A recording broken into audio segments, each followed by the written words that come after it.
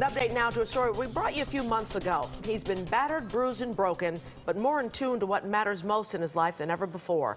That's the continuing saga of Bensenville police officer Stephen Kudlewski. Yeah, we told you the story of his recovery in February after he survived the barrage of bullets. And with each passing day, he is improving. WGN's Patrick Elwood has more. Against all odds, this gentleman is inching his way back to better health. And tonight there comes word that he and his family are getting a much needed economic shot in the arm. Play. In the days, weeks, and months following that dreadful domestic disturbance call, it might sound odd to hear, but his own life, he says, has never been more harmonious for Stephen Kudlewski. He is more in tune to what matters most to him than ever before. I told Crystal that this is the best thing that's ever happened to me. What happened to him? It started as a call to 911, somebody acting erratically. When he got to that Bensenville apartment, in a matter of moments, his life changed forever. I don't know what's going on. A 21-year-old man appeared, gun in hand, and opened fire. Pulling that trigger 10 times, 8 bullets hit his body, a 9th went into his vest. In his escape, he tumbled down the stairs, shattering bones, and managed to draw his gun, awaiting his execution, which never came. But backup did.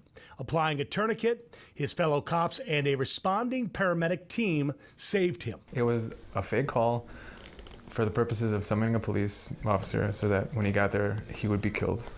And if it wasn't me, it would have been the second guy. From the hospital to therapy 5 days a week, he was beginning to work through what happened, physically, mentally, and spiritually. Do you believe in God?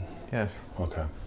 You had conversations with God since this? I've had arguments with God. Today continues the long road to recovery. At first glance, with the scars and the weight loss and whatnot, it may not seem so, but he's feeling stronger every day. I have to go back for a test tomorrow, a CT scan on my back, because he thinks my back might be healed enough to do some more therapy, different therapies. And the outpouring of support has been terrific. It's kind of overwhelming that people care that much. Crystal is Steve's wife. I'm in shock by it, and I'm just so grateful that people do care as much as they do, and they are willing to help people that need it.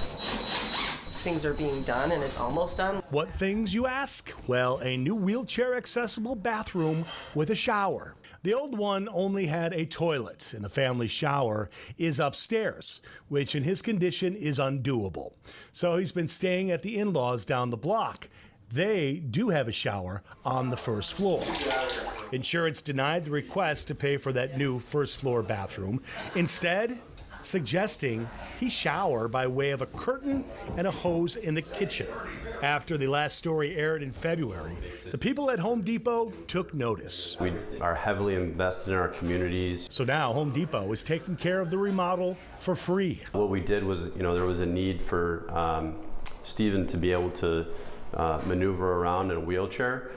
We moved doors, we moved walls, we're adding new appliances so that, he can easily maneuver through here. To say the least, this family is over the moon thankful, and they frequented Home Depot already for the way that it treats veterans. Crystal's dad, Dave, served in Desert Storm. Home Depot, I've always been a big fan of Home Depot. It's the only store that I'll go to for hardware stuff. Because they do the military discount as well. One day, who knows when, Steve hopes to get back on the job. Yes, I want to be a cop again.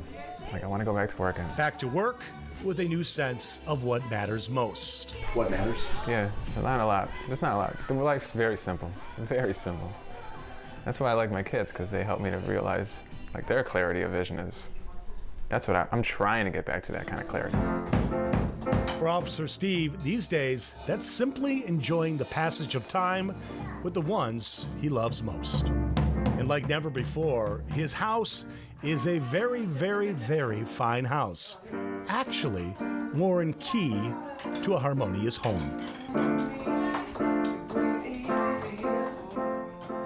Officer Steve is a well-rounded individual as well. He paints, he is a musician, and he speaks fluent Spanish thanks to his mother who grew up in Puerto Rico. More therapy on the way, and as yet to be determined, perhaps more surgeries as well. Reporting for the newsroom, Patrick Elwood, WGN News. And by the way, as the police investigation into the shooting goes, a 21-year-old man has been charged in that case.